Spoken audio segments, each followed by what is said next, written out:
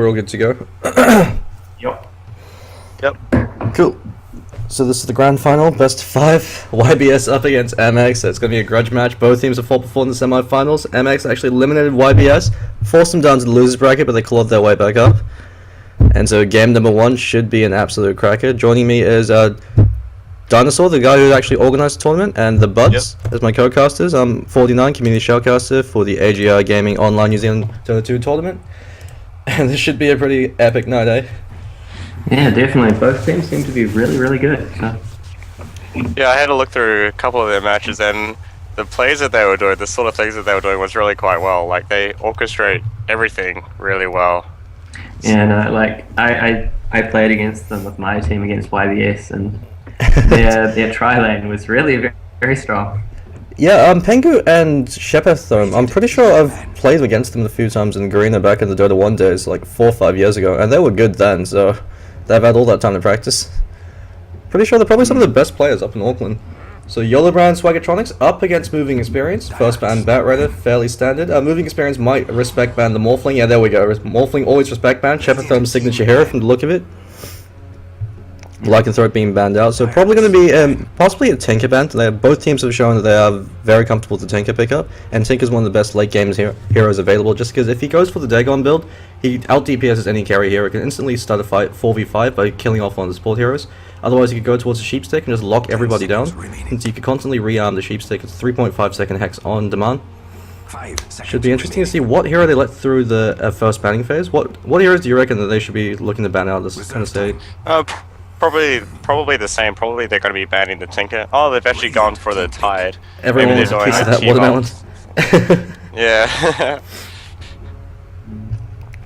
But with that being said, Invoker still is left in the pool. And they might be looking to pick up a Tinker themselves or an Evoker as well. With that being said, Invoker with the Cold Snap nerf, only doing 7 damage per level of Quas, a lot weaker than it used to be. That's definitely something you have to keep in mind. Invoker's much more likely to lose the laning stage now, whereas before he'd be able to easily dominate, especially if you went for Quas Exort, you have that double Forge Spirit, but instead they go for the Pandarian Brewmaster, so we've got a Brewmaster mid. Brewmaster also can go into the offlane, but not as powerful as the 1v1 mid matchup, just because of the Drunken Brawler rework, so having that crit on demand, and there we go, Moving Experience. Yeah, there they go. I'm fucking blind who played an absolutely fantastic Tinker in the best of 3 matchup up against Yolo and Swagtronics in semi-finals. Responsible for knocking them out and putting them into the losers bracket, so the boys over in YBS, they got to be sweating a little. You should have seen this coming. And Faceless Void's also available, so if they go for Tinker Faceless Void, they've got an incredibly powerful mid to late game lineup, just because you've got the Chronosphere to lock them in place while Tinker goes to town. And if Faceless Void decides to go for the Aghanim Scepter upgrade, he can try to hold the mid game while Tinker applies pressure from afar. It's so difficult to breach high ground against the Tinker since you're constantly walking into the Martian Machines as well as the missile. And instead they're going for a Disruptor pickup. Very powerful hero with a lot of utility. Just because of the glimpse, it means that if you ever lose a fight against the Disruptor and the Disruptor's still alive, you're going to take another hero casualty simply because you could glimpse back whatever hero is running away. Also got the Static Storm, which shuts down the initiation heroes such as the Tide Hunter that really rely on the Kraken Shell to be able to purge off the Static Storm debuff. Yeah, it looks like they might be going for quite a good team ult wombo combo sort of strategy here with the locking them in and getting lots of damage down on them. Yeah, also the Disruptor is really good against the Brewmaster with his Static Storm in a team play. Yeah, exactly. If you get that down before the ult. Yeah, if you kill Brewmaster full Primal Split, then you've already won the fight. And Faceless Void being picked up by YBS, so they're taking no chances. But the biggest drawback with picking up Faceless Void with a Brewmaster is, because Brewmaster's Brewlings are all melee apart from the Wind Panda, it can actually make it quite difficult to maneuver around in these team fights. So Faceless Void has to be absolutely impeccable with his Chronos to ensure that he doesn't... Brewmaster can get... If Faceless Void doesn't hit an impeccable Chrono, he can disable the rest of the team outside of it. So there's some synergy there as well. Yeah, so that's the added benefit to it, but it's going to require a lot of execution coordination. But then again, both these teams of 5k MMR, they're very experienced players. Shepard most likely going to be on the Faceless Void, and probably Pengu going to be on the Brewmaster. And so Lich being banned up for the obvious synergy with the Faceless Void, the Chain Frost with the Chronosphere, Mirana and Doombringer. Doombringer wasn't made it through the first banning stage, but actually wasn't picked up, so now he's been banned just because of the immense capability he has to shut down the Faceless Void. If you Doom Faceless Void, it disables backtrack, and so he's a great hero to use against a full protect 1 strat when the majority of the farm is placed on one hero. You simply Doom him, and he's completely useless. Same with Brewmaster. Doom Brewmaster, and it's useless hero. Yeah, but the issue with Brewmaster is he has to try to breach high ground in the first 30 to 35 minutes. If he's unable to take Rex with a Brewmaster, he tapers off very quickly. And so it's kind of interesting they chose to go for a Brewmaster considering Tinker excels at prolonging the game just because of March of the Machines.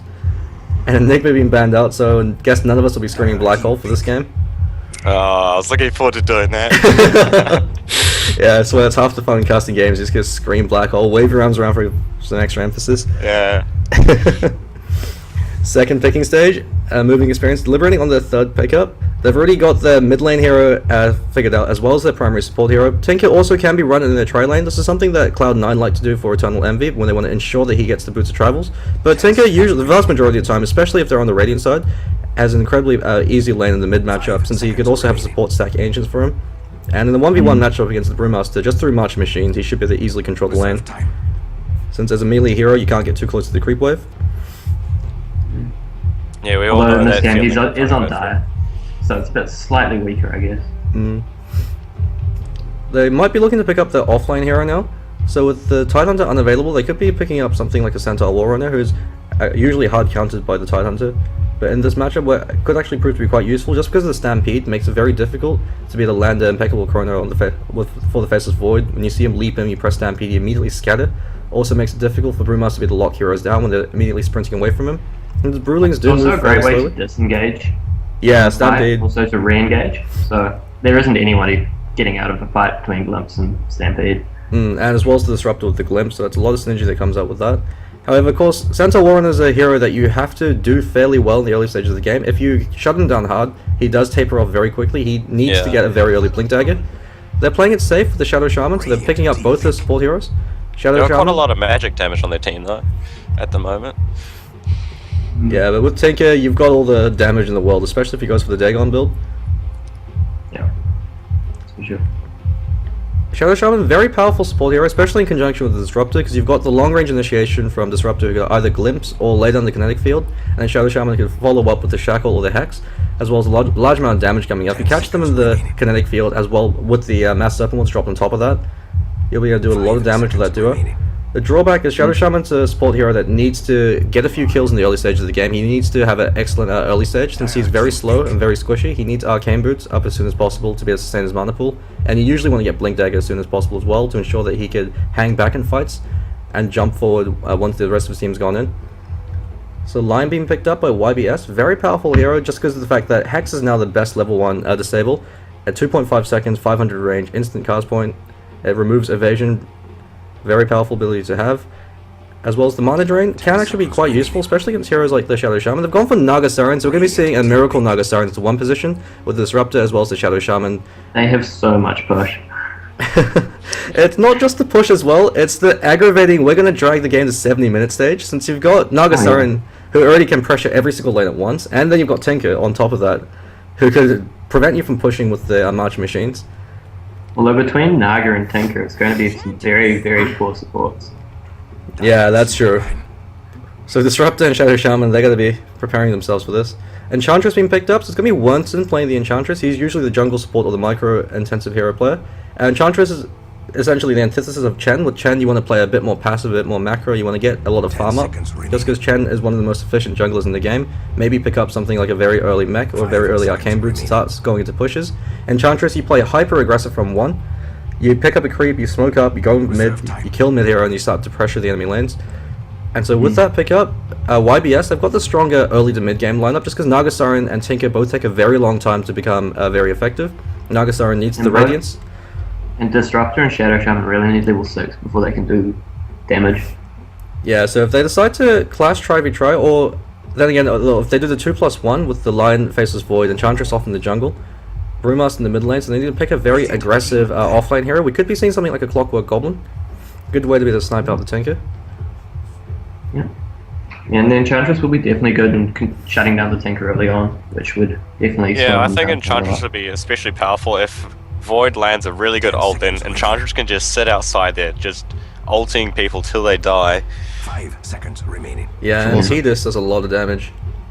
So 5th ban, Bristleback, another very powerful hero that would work very well with YBS, just because, especially against the rather soft tri-lane coming out from moving experience, Naga Siren doesn't really have a lot of killing power until she gets a few more points up in the Riptide. So until level 2, level 3, they're not going to have that much killing power, and Bristleback really punishes that. Since with Quill Spray, he could easily turn around and actually go for kills if they try to gank him at level 1. And once he has a few points up in the Bristleback passive as well as Quill Spray, if he does go down, he could at least ensure or make it very close that Shadow Shaman and Disruptor will also be going down with him. Darkseer being banned just to prevent that really overpowered wombo combo of the Vacuum into the Kinetic Field Static Storm combination, as well as the wall on top of that, especially with the Naga Siren. So you've got the TI2 combo, Song of the Siren into wall Vacuum. So moving experience, they need to pick a powerful offlane hero. They might even be picking up the Clockwork Goblin themselves just to ensure that they don't flat out lose the early game and the mid game. Since those 3 heroes have to try to hold the line for as long as possible, while Naga Siren and Tinker are able to get farmed, and once they have the core items, then those 2 heroes can start to create space. But for the first 10 to 15 minutes of the game, while those 2 heroes are farming up their core, they need the other 3 heroes have to be especially active. And Wind Ranger, a very powerful offlane hero, but the issue with her is she's fairly greedy in the sense that you need a fair amount of items with Wind Ranger for her to be really effective. And once she hits level 6, unlike a Clockwork, it could hook shot and then kill you with a battery assault, Wind Ranger needs a fair amount of levels as well to be effective, because you're most likely going to be maxing out the power shot. But that being said, there's a lot of split pushing presence that comes out from the Wind Ranger with the focus fire, so if you ever leave her alone, she'll be able to start chipping away the tower. And Queen of Pain being picked up, so it could be a Queen of Pain mid and a Brewmaster offlane. Curry Puff, yeah, it's going to be a Queen of Pain mid. Pengu's the mid player for Yolo brand Swagtronics. Curry Puff's the offlane player. So just going to quickly introduce the players from both sides. Well, we have a pause, so the old tactical puppy pause. Going out. So for the boys over on Yolo brand Swagtronics, we've got Curry Puffs, the offlane player as well as the drafter for the team. Pengu, the mid lane player over in the Queen of Pain. Shepherd Thumb, the carry player over in the Faceless Void, XYL, the 5 position player, and Wernson, the 4 position player over on the Enchantress. Actually, it looks like, there we go. Over on the Dire side, for moving experience, we've got Fresco up on the 4 position Shadow Shaman, I'm Fucking Blind on the signature hero, the Tinker, going to the mid lane, and Melissan, 5 position player over in the Disruptor. Kaza over on the Naga Siren, so he's going to be that farming Naga Siren role, and Koki, the offlane player, up on the Wind Ranger. Already has a safety ward up on her. She's going to run into the bottom lane as quickly as possible to try to get the ward down. And Curry Puff's thinking to do the exact same thing. Boots first on Brewmaster to be extra safe. Probably wants to be scaling the Drunken Brawler at 1, but could even be an early point in the clap. Looks like they're going to get quite close here. Yeah, that's what. And now Wind Ranger, she doesn't want to drop the ward, because he knows that the enemy team can spot her if they decide to go for a ward. But so she could actually try to fake him out to make them waste a sentry. Since there are multiple areas we could place the safety ward, we've actually seen the unconventional safety ward being placed there, so that provides a lot of vision. Doesn't block the pull camp. Already been cleared out with the Quelling Blade from Faceless Void. Also can be known to place it there or there, so those are unconventional places you could place it to ensure that they're not able to immediately counter ward it. But the support's over for the Dire side, no sentry up on them, and so this safety ward isn't going to be counted at all. Gives Brewmaster a lot more space. He's a lot safer now knowing when the supports are rotating over and when they're waiting in the wings. So it looks like we've got a few issues with some of the players reconnecting. In the mid lane matchup, the last time this happened during the semi-finals, Queen of Pain actually got destroyed by the Tinker. So Pengu, I'm sure he's been brushing up on his Queen of Pain, probably out for a little bit of revenge. Up against I'm Fucking Blind. He's going to be getting 2 points up in the laser very early on, just because the 160 pure damage nuke is equivalent to a level 3 nuke for any other hero, just because of pure damage and ignores magic resistance. Then he wants to max out the Marching Machines. It makes it incredibly difficult to deal with as the Queen of Pain, but looks like Tinker's on the Dire side, so he doesn't have that easy access to the Ancients. And so that's something that the Wind Ranger might be doing if she's shut out of lane. She might be occasionally backing off, stacking the Ancients, and then backing off into lane.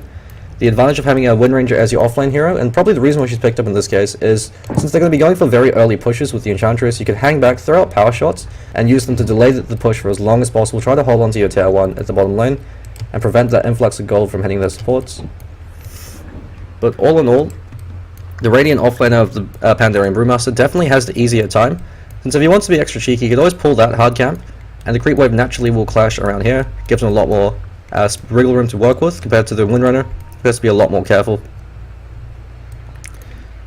So it looks like, although she has the advantage of being ranged. So yeah, that's definitely true. Nice way to farm, which is something. And Wind Unless, Ranger, of course, the Radiant supports are really good at pulling and stacking, which they Almost certainly will be.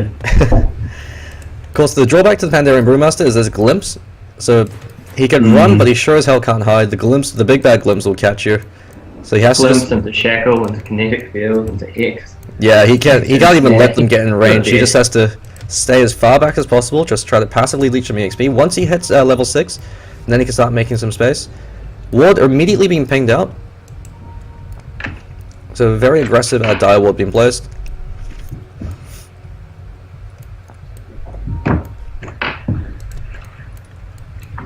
Looks like XYL, he's on top of warding.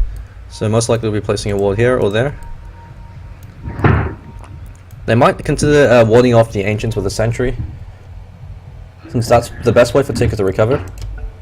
But that being said, on the dire side, Tinker usually will rely on being able to stack these two camps to be able to find his farm that way. So if they're able to shut down the Tinker, delay his boot to travel for as long as possible, and then start taking tier 1 towers, it will really be able to disrupt Tinker's effectiveness when the mid game comes into play. So both teams choosing to go for unconventional ward stops, double damage being pinged out. Tinker letting the range creep go first. It's a great way to control creep equilibrium, so the range creep's the one that does the majority of the damage. So if the range creep dies off very early on, it means that the rest, your creep wave is taking less damage than theirs, and so therefore it will push forward a lot faster.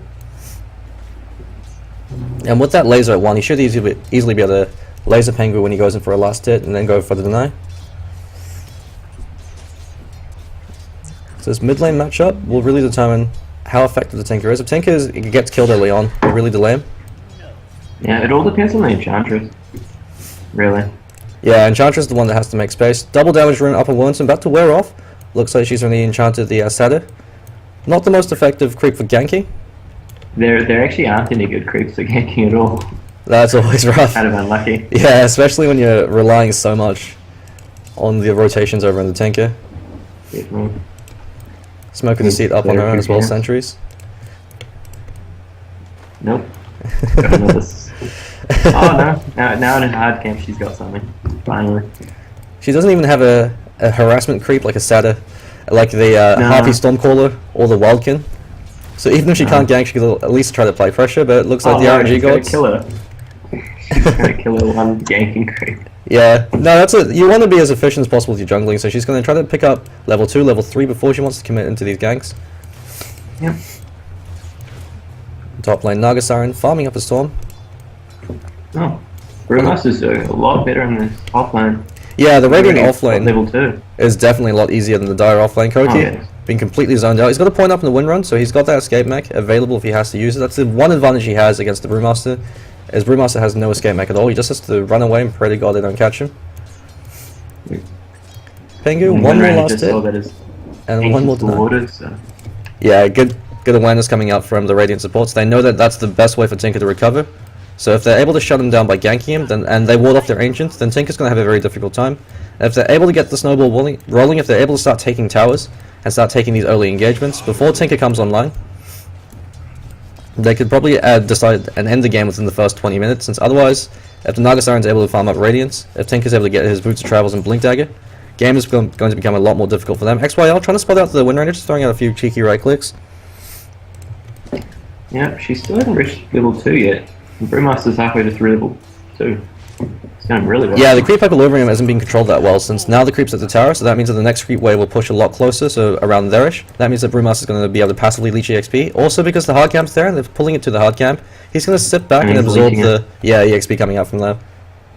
Whereas Windrunner, she can't really do anything, she's just going to hang back and pray. It looks like her safety ward hasn't been dewarded, so she's at least got that going for her. But Lion, oh there we go, we've got a gank attempt happening on I'm fucking blind, just barely escapes. 2 points up in the laser. Warrington looking to come back in. Bottle up and I'm fucking blind, so he should be able to bottle regen back up to full HP. Looks like we've got Amelisen rotating over to try to gank the Enchantress. Are they going on her? Yeah, it looks like it's going to be first blood to the Queen of Pain. And Enchantress. Oh, Glimpses him back, so they're going to make it a trade. Give it to the tower range. Getting them good kills. The Good Glimpse already retaliation. paying off. Yeah, good retaliatory kill coming out from Disruptor. Yeah. Wow. Brewmaster's reached level 3 and poor old Glenrange is still halfway through level 1. The hatred of Gingers is strong in the Radiant team. And XYL, good positioning coming up from him. He knows that most support players in the tri lane or even in the dual lane against an off lane, they tend to play too passive. That's the biggest mistake, since it allows the off lane to get a lot of free XP. But XYL has been completely on point, doing everything possible to make sure that Koki can't get close without at least taking some kind of damage. And Melissa now going to sit in the mid lane. They know they have to provide some kind of support to the Tinker, especially with that first blood. Yeah, for sure. And they've also been stacking a lot of the jungle, which is definitely going to accelerate Naga's farm, actually. Yeah, either Naga or the Three Tinker. camps. So good play coming out from the Disruptor, knowing that with Kaza being able to zone out the Pandarian Brewmaster, and with Fresco there to also provide some assistance, they don't necessarily have to have both supports there at the same time. They could just leave one and have the other one run around stacking camps. Yeah, actually, they de-warded Dyer's middle ward. Yeah, so good recognition coming out from Amelison. Definitely. Curry Puffs almost has his arcane boots, so if he's left alone against the Naga Siren, he could keep spamming out that clap. Make life a little bit difficult, but 5-minute Hand of Midas up on the Faceless Voids, that means he hasn't missed a single creep. And with that Quelling Blade, and with Faceless Void's excellent attack animation and base damage, there's a good reason why. Yeah, also, Brewmaster's been giving Naga hell with his Drunken Haze. Haze. Yeah. She's missed quite a few last hits that she would have gotten otherwise. Bit surprised that she's not choosing to use her mirror image to dispel the debuff. But I guess she doesn't want to waste the mana in case they decide to go for a kill attempt. So she's got 1 up in the Ensnare, 3 up in the Riptide. Enchantress, waiting in the wings, getting ready to go for another gank. I'm fucking blind. But Amelison, he's been sitting there the entire time, watching and waiting. And Marching Machines is on cooldown for Tinky. He'll have it up in a few more seconds, so he can use it to push out the creep wave, since he's feeling a bit insecure right now. They're actually going for a gank attempt over on the Queen of Pain, but she's got Blink. They're trying to bait out the Blink with the Glimpse. No mana for the Tinker to be able to go for a kill, and Connect Field just barely misses. Hellbear Smasher runs up, not able to accomplish too much. Double damage from being snagged. Windrange might take a fall here. Yeah, that's death for her. And she's gone. She's not having a good lane. Nope. No, well, it's hard to dodge those kills when you're such a low level. Yeah, Pandarian ran Brewmaster, almost level 6. Compare that to the level 2 Wind Ranger. Yep, and the level 4 Lion. Faceless Void can actually dive it right now and probably go for a kill with the Chronosphere. Definitely, especially if Lion supports him. Even on his own, with the Hand of Midas, he's got enough attack speed. If he gets 1 time lock, it'll do enough damage to be able to just decimate the Wind Ranger. I mean, that's 140 damage coming out from the time lock. That's almost a fourth of Wind Ranger's life. Yeah, Faceless Void really getting a hit on last hits now. Although Queen of Pain's still beating Tinker and mid. 27 denies. Yeah, Queen of Pain's got a very high base damage and excellent attack point. So Tinker really has to rely on the laser. But while I say that, Kaza just barely limping away to safety. Yeah. Curry Puffs really wished he had the primal split for that. That could have been a kill. How did that happen? Claps and right clicks. The Drunken Brawler hurts like hell. Yeah, that's true. Pengu will be interesting to see what item Queen of Pain goes for. Against Tinker, I'm going to assume it will be an awkward malevolence rush. Just because it will give you that ability to be able to chase them down. But that being said, the last game, Pengu actually went for a Dagon, although that actually ended up costing them the game. Just because they weren't able to capitalize off the Dagon. And Lion, once again, yeah. when the 5 position Lion has more levels and more EXP than your 3 position Wind Ranger, you know there's something not quite right with the game. And she can also get back to the jungle and farm that up to catch up. Yeah. Well, that's being said, Curry Puff's actually taking the stacks. Or no. Good recognition coming out from him. He's got the primal split. They're going to place so much pressure on Unfucking Blind because they know that he's going to be the bane of their existence if it may make it to the late game. Primal split drops. Oh, it looks like they are going on him. And that's a kill, especially with the haste rune. The haste rune, the he's coming out. This grudge match, they know what he's capable of if he gets farms, so they're just going to shut down Tinker as much as possible and start pressuring at the tier 1 in the mid lane. The Wind Ranger will try to defend this with the power shot. She's going to probably pick up level 5, especially the creep wave pushing up like this, but it might be the go for a kill attempt. Shadow Strike lands on Koki. Wind Ranger about to wear off. And he can actually commit to this with a Sonic Wave. if he wants to, but the shackle shot lands and kills him off with the screen of pain. Glimpse is up, so that's something Queen of Pain has to be careful of, and that actually could be a retaliatory kill. Good trade, and Amelison hits level 7. Oh wow, that was Take it. definitely a good trade. Yeah. What was it, a level 3 for a level 9? So Tinker, knowing that he's not on the Radiant side, he can't go for Soul Ring and clear out the Ancient, so instead going right for the Boots of Travel. So saving onto the 800 gold he otherwise would have spent. If he doesn't die, he should be able to farm up his Boots of Travels in the next 2 minutes, but that being said, there's a lot of pressure being placed on him. Enchantress now has Impetus, so next time she goes in for a gank, Tinker has to be especially careful.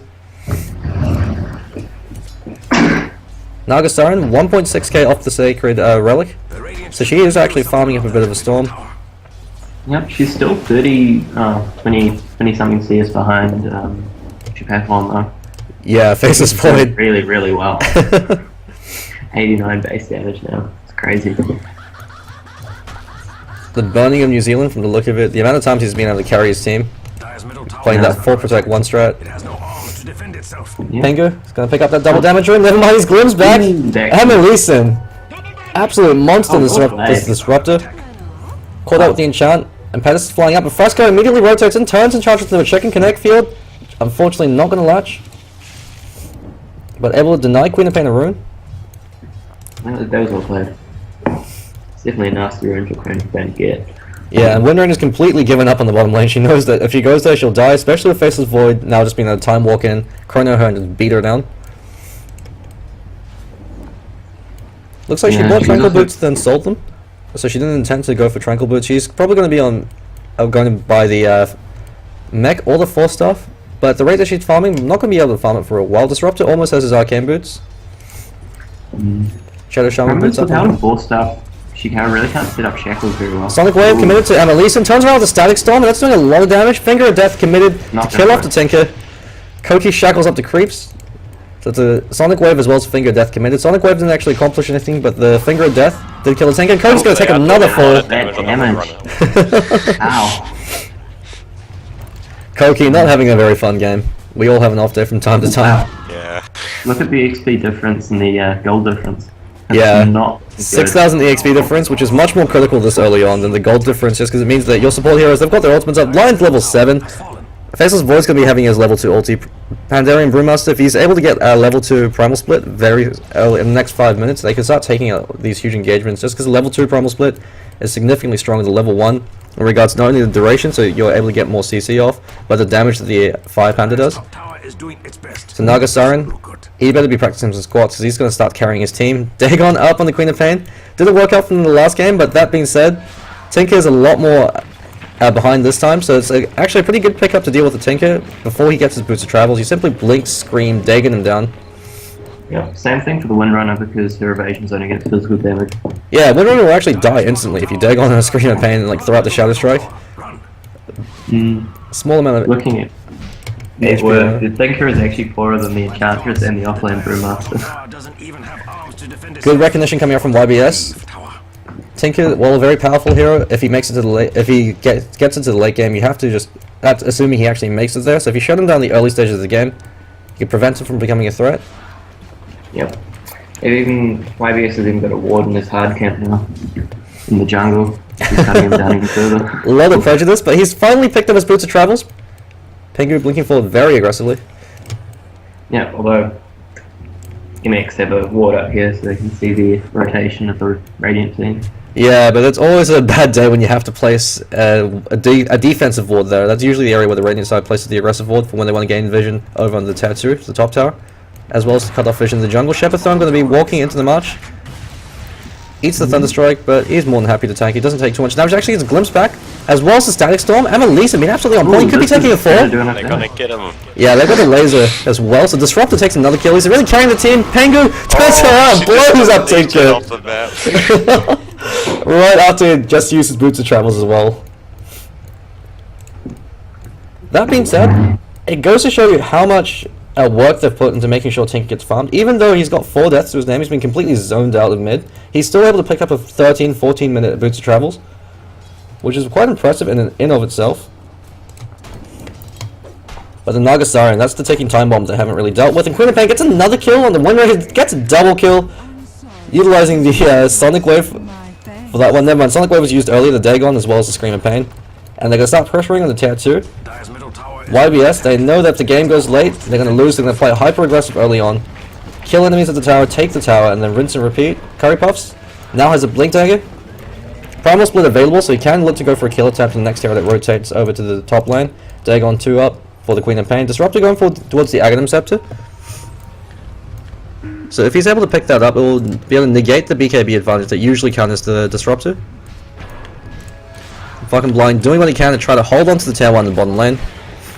Looks like he's building towards that Soul Ring. Very effective item on the Tinker just because it gives you an extra march every time you rearm. So that shows you could get 2 marches off when you BOT in without burning off all your mana. Fresco still no Mass Serpent Wards up on him, so hasn't really been all too active. Mostly been sitting at the top lane trying to ensure that Naga Siren gets her farm, and it looks like she's got a Sacred Relic up on her. So they need to kill this Naga Siren before she gets the Radiance. They've missed that critical window because they've been focusing on the Tinker. Although Naga's been shut down, not Naga, but their entire team has been shut down, so it might not even be enough now. But Naga Siren is one of those heroes that could just completely destroy the entire map. Forced to use the Song of the Siren, so that's a level 1 Song of the Siren. That's a 180-second window of opportunity that the Radiant team now have. Yeah. And Curry Puff still might actually be able to get this kill. He's really committing to this, especially with Pengu coming with a haste rune. There's no mirror image to use to split, but that Static Storm and Kinetic Field combination catches out too. No Primal Split. Penguin's going to be taking a fall with the glimpse as well as the Shackle. Gets the Primal Split off just barely in time. Turns around on Amalison, so Kaza backing off. So there's a Sacrificial Lamb from the Disruptor. Warnson, copy a fair amount of damage in the Marching Machines, but they're going to try to disengage. Shackle, Storm Spirit, storms up the Shadow Shaman. Storm Spirit, they're both Air Pandas, I suppose.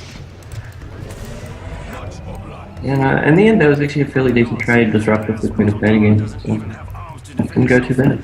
Yeah, MX, taking what trades they can. Solar Ring now up. It looks like Enchantress is on mech duty. Yeah, and Queen of Pain just barely living there. With that Static Storm saving her life. Fresco! That poor Shadow Shaman, there's nothing Koki can do. He tries to throw out the Shackle with 1,000 movement speed in the Chronosphere. Faceless Void just walks out of it. Chrysalis already up on him. So he's going to be building just a sheer amount of right-click damage. Usually you see something like a Maelstrom built up just because Faceless Void has to stack attack speed more than the damage, but instant kill on Pengu. From Pengu on the Wind Ranger. Just blows her up. Curry Puff's level 2 Primal Split now available. Probably going to be building towards the Aghanim Scepter because it gives you a huge amount of damage in the mid-game because you've got that double clap. You blink, clap, Primal Split, then clap again. 600 damage. If you're able to land that on multiple heroes, huge amount of nuke damage that comes up from him. And Kaza, he's 700 gold shy from his Radiant. He really wants to get it. Actually chose to prioritize Mirror Image over the Riptide. Usually the conventional builds, you want to max out Riptide as soon as possible since that's your primary farming mechanism. Quite often, Naga Sirens even skip Ensnare. Yeah, you usually see the Ensnare being skipped, but they wanted to go for a kill over on Curry Puff. But Curry Puff's exceptional position coming up from him. He has still not died. Compared to the Wind Ranger. 6 deaths to her name, level 6 compared to level 11 on the Brewmaster. This greedy Wind Ranger pickup really didn't work out at all. No, she really didn't do enough early game. Yeah, they really could have opted for a much safer offline hero such as the Clockwork Goblin. Very difficult to go for a gank attempt on him, especially with a melee carry, just because you could use the cogs to push him back. And if Faceless Void time walks in, you could always pop the Battery Assault to disrupt him. Mass Serpent Ward's committed to the mid lane, they really want to go for a push, at least make it a trade. He hasn't gotten a tier 1 yet. So over in the top lane, Kaza, fleeing for his life, looks like he's going to live again, unless Lion can get a range for the Finger, but he's too fast. Amalison, caught up with the Earth Spike. Finger is available, but that Thunderstrike doing a lot of work. And they're able to take the tail 1 mid, so they're done a fair amount of damage. All things considered, considering the tail 2. Yeah, the tail 2 hasn't taken any damage. And I'm fucking blind. 1,000 gold away from his Blink Dagger. Once he has that, he can start playing a bit more active. Pengu instantly de-warding. Playing it by the book, YBS, ensuring that they start strangling map control away from the enemy team. Daedalus up at 18 minutes into the game. I don't think I've ever seen Daedalus up this early on. He is 5,000 gold net worth ahead of the Naga Siren. So yeah, really they're not really fucking around. Radiant's available for the Naga Siren, so now she's going to start doing some split push presence on the map, but I think they might have lost too much map control at this point for the split push to really be effective, especially since the Queen of Pain can instantly burst down the illusions just with a Scream of Pain. Faceless Void, if he catches her out in the chronosphere, can instantly kill her, especially with the amount of right-click damage coming out from him. Dagon 3, up on the Queen of Pain. They really need to stall until Naga, Siren, and Tinker get enough farm to be able to fight. The problem is that YBS is just putting too much aggression on. Yeah, it was too much of a greedy lineup, especially with the Wind Ranger pickup. They needed a much more active offlane hero. They needed they needed less greedy supports as well. Disruptor was an excellent pickup, but Shadow Shaman, he relies on you being ahead. They could have picked up someone a lot more reliable, even someone like a Vengeful Spirit to be able to provide that sacrificial swap to ensure that your carry doesn't get killed. Or someone like a Dazzle to be able to help delay. Dazzle also works exceptionally well with the Naga Siren, so you could ensnare, mirror image, and then heal bomb the illusions. There's a lot of burst damage that comes out from them. With only one outer tower left, things looking dire for MX. 15,000 gold lead, 20 minutes into the game, 15,000 EXP lead. Even the Chinese would consider cracking the base now. But look at the ward coverage, there's no exterior vision for MX, so the only area that's safe for them is this tiny region of the map. They can't even farm in jungle because it's all watered up. Yeah, fucking Blind gets 4-shotted by the Shephertome. No mercy being shown by the Faceless Void. Top 3 farmers in terms of net worth, drastically high. In fact, they've got more, the top 3 farmers for the Radiant side have more of net worth than the entire enemy team combined, and then some. With that very early Daedalus, usually you see the Maelstrom being built, but in this case, because the game is ending so early on, because all those heroes have such low armor, Daedalus is absolutely obscene. Curry Puffs almost has an Aghanim Scepter, so that's an even more burst damage coming out for the Radiant side. And the last outer tower has just been taken. They can look to take Roshan and then try to breach high ground. Yeah, Shephertome fleeing for his life, Time Walks. Pops the Mask of Madness to be a fleet. No glimpse, unfortunately. Yeah, Disruptor, he really wanted. Disruptor's been making some huge plays for his team, but while I said Pengu going in and fucking blind almost kills him. That was very Same amount of damage. Glimpses back the Queen of Pain into the stack storm as well as the connect field. She's going to be taking a fall, unless they want to commit to this. Curry Puff's thinking about it, but his Blink Dagger's been disabled. Throws out the clap. Doesn't have the Aghanim Scepter, so he can't use another clap. Fucking blind feeds off. That's wasted.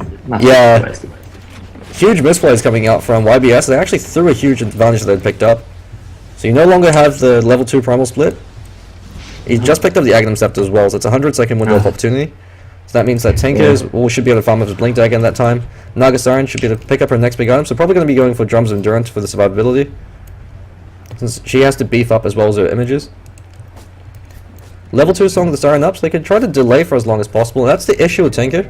It's so hard to breach high ground because he keeps spamming March, and you can't really fight into March. No, you need to get a few more levels under, get tank up a bit before you can get But that being said, XYL on the Lion, Blink Dagger up on him. If he blinks, catches out Tinker with the Hex and then fingers him, especially with the Queen of Pain following up with a Dagon. That gives them an opportunity. What is Enchantress building? Oh, it looks like she wanted to go for the mech, but they decided, screw the mech and an Aghanim Scepter. It seems like it. Not really too sure if I agree with that. You always want a mech, especially since... Yeah, it's especially helpful against Master Machines. Yeah. Just needs that heal. Yeah. And the amount of damage coming out, since the Static Storm is doing a lot of work. Just with the silence. BKB up on Faceless Void. They might look to take Roshan and then try to break high ground with that. Faceless Void doesn't have to... Disruptor's only 2,000 off his eggs, which would be huge. Yeah, but 2,000 gold is a long way away, especially considering he's got 11 CS. And they've got one tier 1 tower in the mid lane. So there's no place that's safe for them. They've got one ward being placed there. Very quickly going to be a dewarded 0. Yeah, it's immediately being pinged out by Curry Puffs. Lion snags it. Very good. Yeah, that's another thing. The mana drain can instantly destroy an illusion. Yeah, so the mana drain and the hex. Against Naga. Yeah, so you could use it to instantly kill off the illusions. Figure out which one's the real one. Blink Dagger now up on Tinker. Oh, that's not good for the Radiant. Yep. And he's doing his best to push out the lanes. Dagon 5 up on the Queen of Pain. This is an obscene amount of damage coming out from her. That's a dead hero, instantly. And Void can solo rush. More or less. Yeah. Shephertome is more than likely the solo Roshan. Probably going to be dropping his TP scroll for that. They might even be considering giving it to Pengu. Yeah, there we go. Since Pengu's the one that's been eating a lot of the damage. Radiant's top tower. And you can now safely initiate much better and blow up one of the important heroes. Yeah, immediately making the Such as 4v5. Tinker or Disruptor or something. Then Faceless Void comes in. And they're finally grouping up for a push in the mid lane. Shepherd Therm smacking away at the tower. Pengu goes in, almost instantly kills him, releasing, catches out 2 with the Chronosphere. Solomon Siren being dropped. Tinker starts using the March. It's a very powerful combination that they have. It enables you to get an extra March off. Pops to BKB. Sonic Wave kills the Wind Ranger. Queen of Pain backs off. Dagon will be off cooldown very shortly. It's off cooldown now, so she can choose to re-engage, especially since the Aegis gives her a free life. But she backs away, doesn't want to take any chances. Curry Puffs is also very low. That March doing a lot of damage. Yeah, that's the power of March.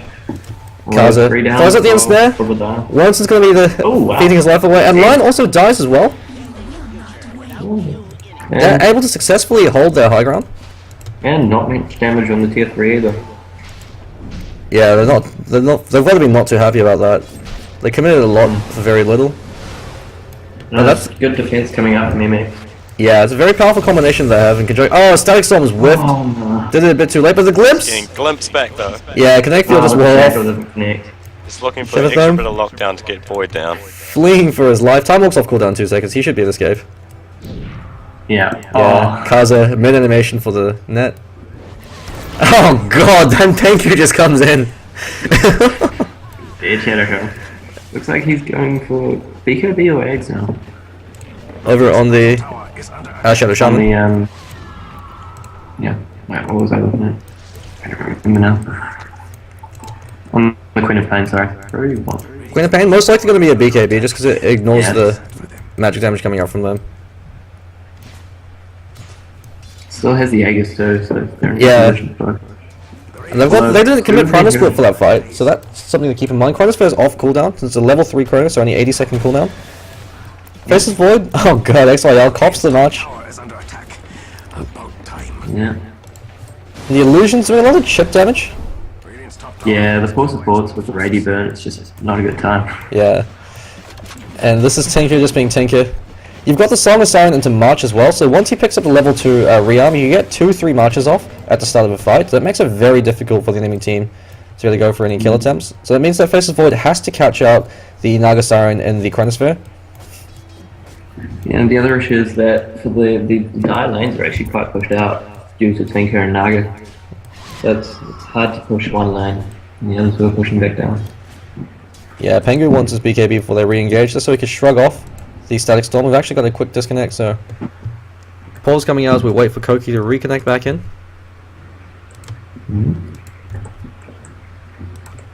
Naga actually went for Boots of Travel and Yaksha. Yeah, the rationale behind it is Naga Siren, it's all about how efficient you are with your illusions, and your illusions only are able to split push if they're able to move really quickly, so the faster they move, the more it increases your GPM. And since you're relying... Obscenely high move speed anyway. Yeah, relying on the Radiance as well as the Riptide. So if you're able to have an illusion in every single wave at once, having the extra movement speed means that you could potentially deal damage to 2 waves as opposed to just clearing out 1. So you'll be able to do damage, you'll be able to completely clear out 1 wave and maybe do a lot of chip damage on the second wave before they expire. Just because they're able to move so quickly, and if you're really good with your micro, you can do some crazy ice things where you just lead the creep wave away, so lead them through neutral, so that way your creep wave pushes unopposed. So you can do a lot of push damage on the tower. But of course the drawback to that is she's incredibly squishy, so if she's caught in the Chronosphere or caught alone by the Queen of Pain, they could kill her almost instantly. That's for sure. They almost certainly need to catch her in the Chronosphere though before she, if she hasn't used Song yet, otherwise it's just a useless Chronosphere. Yeah, so they've got 2 priority heroes. They have to catch out the Tinker or the Naga Siren. Tinker, that being said though, he can be blown up by the Queen of Pain, so it's mostly the Naga Siren that they have to worry about. Yep, and always Disruptor is always a good pick up as well. Yeah, Tinker looks like he's going to be farming towards a Sheepstick this game. Usually, if you're ahead, then you go for a Dagon because it gives you a lot of burst damage, but in a game like this where you're playing from behind, the Dagon isn't really going to offer you all too much since your teammates will be dead, so you won't be able to capitalize on the damage that it provides. So instead, you want to go for the Sheepstick so you can lock down important heroes. So Queen of Pain blinks in too far forward. Sheepo, you can turn it around and rely on the damage from your March to be able to win these engagements. Does Sheepstick actually disable Void's evasion? Yeah, Sheepstick disables his backtrack. Definitely good against them though. Yeah, so Sheepstick and Doom, only 2 ways to really deal with the Faceless Void effectively. Pingu ran into a Naga illusion in his own jungle and almost died to it. Yeah, the Naga Siren Farming game illusions. right now. They need Yeah, I think BKBs they're before they trying can to farm up engage. something big so that they can actually push up against that high ground. Yeah, Yeah, At the they're trying moment, to they're do not both really as well. pushing up very well against it, and the other team's just defending it really well. because the two mistakes you can make against the Tinker is A, playing too passive, and B, pushing too early, and then just getting wiped. So they don't want to give away the lead that they have. There's a 20,000 gold lead, and over 20,000 EXP lead. Tinker is the only hero that could force a team to play this passive when you're that far ahead. Yep, that and Naga Siren as well. Yeah, It's Naga so- Siren. So annoying. Running rings Just around the the enemy lanes team. being pushed out constantly. If they had a Disruptor, another combination that becomes incredibly effective is when you use Song of the Siren, you drop Weave, as well as the March. So that gives you Yep. 7 seconds where the arm is reduced. That's something that Zenith used to run back at TI2. Curry Puffs switched out his Arcane Boots for Tranquil Boots. I'm not really too sure what the rationale for that was. Yeah. Slow siege. I don't know. I suppose since the Tranquil Boots aren't disabled by the Radiance Bone, it helps sustain you. I'm surprised the Radiant haven't tried to kill the Tinker. It's very hard to lock down though, I guess. Yeah, it's the way the Tinker operates once he has a Blink Dagger is you just shift tab the Blink out into trees. So there are a set number of spots the Tinker can go to, but unless if you happen to be right there as he's BOTing to a creep wave, you're not going to be able to find him. And if Queen of Pain Although it's misses, always fun to smoke up and stand in a creep wave and wait for him to arrive. yeah, that's something that they can look to do, but Pengu needs to farm up his BKB before he looks to do anything crazy. They're getting a creep, so he's taking out the frustration of the troll. Aegis is just about to be reclaimed. So they might look to wait until the next Roshan. Give Shepardthorn one more big item, so 4.2k up on him. Interesting to see what item he chooses to go for. Well, Naga's almost got a Mantis style now, so there's more illusions coming on board. Yeah, a And more bit tanking surprised as by the well. Yasha pickup, to be honest. Would have thought you'd see something... Yasha's really cost effective though. Yeah, I'm not that's sure if true. It's worth upgrading, but it's Yeah. definitely a cost effective item. But the later the game goes, it just becomes a wasted spot. Yeah, although they were quite far behind, so I guess it's just a utility item. Well, the I'm Faceless not sure. Void was behind. He's the highest net worth. Oh yeah. Oh right, oh Faceless Void, sorry. Yeah, yeah. I thought you mean Naga. Oh, no, on Naga, no, it makes perfect sense just because of the illusions and as well as the efficiency. But on Faceless Void, it's really quite questionable. Yeah. 'Cause- Well, illusions, maybe he's going for Mantis style, and illusions do work inside the Chronosphere, but still. That's true, but there are better ways to increase your damage. That being said, I guess the Mad Style does give you a bit more pushing power, so you've got the illusions to deal damage as well. Hmm. So that could be what he's opting for. But not the True. most effective item. No, definitely not. Surprised he Good didn't go item. for a Molnira, considering it gives you a great way to be able to clear out the Naga Siren illusions, especially with how much damage Faceless Void's outputting and how quickly he's attacking. 2 attacks a that second. definitely would have been better pickup. Yeah, without the Mask of Madness. So with the Mask of Madness on, 2.5 attacks a second. Enchantress actually went Mask Madness as well. So we got the Sing Sing Enchantress. Pickup. Just the casual headdress. Who needs more than that anyway? Who needs mech? Obviously not the Lion. Lion could actually, if the game goes late enough, if Lion's able to find his farm, Acronym Sept on the Lion could be a viable option. Yeah, Blow up that's the great. Naga Siren illusion, just because it drops the Finger of Death cooldown to 20 seconds as well. That alone is enough reason to go for it. And then the AoE, Yeah, the Fist of Death. straight fruit wave, all gone. And Melissan farming very far forward. He wants to get his Aghanim Scepter. If he could get it, that could completely change the game. MKB up on Faceless Void, but not enough slots. They actually catch out the real cards. They don't know that's real. Uses the Song of the Siren just as they realize that might be the real one. Mad Style Illusions continue to do the push. Time walks forward, trying to catch out Emilisen, but Emilisen already backed away. Glimpses him back as well, just to be a bit cheeky. Roshan is spawning very shortly. So they're going to be looking to maybe go for a Roshan before they do anything else. He's going to be selling his hand to Midas. So MKB up on him. Preempting the Naga buying a butterfly, I guess. Yeah. The damage. The damage especially stacking with the Daedalus. Because there are like And 2 ways also to effectively Ranger. deal with the Naga. You either kill the illusions, or you figure out which the real one is and you just focus fire on that, similar to how you deal with the PL. You want to deal as much damage as possible with the time. If he actually spots out Tinker, and he Ooh. does, Flying Vision Oh, be provided, that's- and there you go. You have your there you window of go. opportunity. Force the buyback from the Tinker. He's stuck in the trees at the moment, but it's a small price to pay. And that Masker's Madness, Enchantress.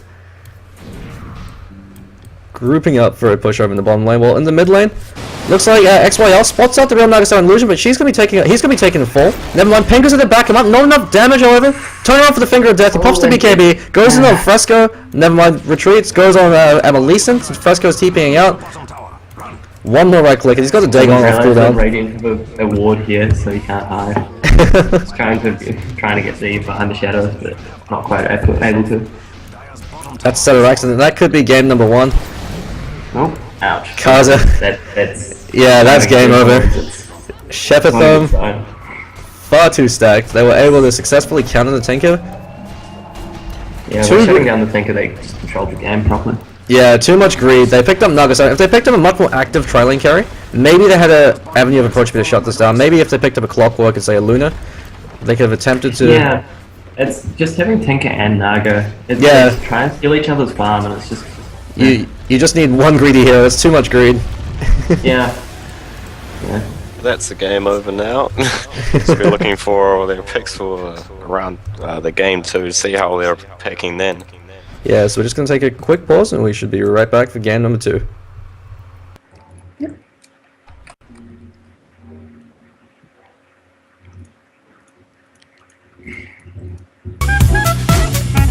Do you mind if I get the other streamer on to stream this screen? What? Get the, Yeah, sure, dude. That's all good. So will it be on a separate Twitch channel? Same one. Oh, okay. So he's joined the screen on here. Okay. So do you just want me to just do commentary then? Yeah. Alright, sweet.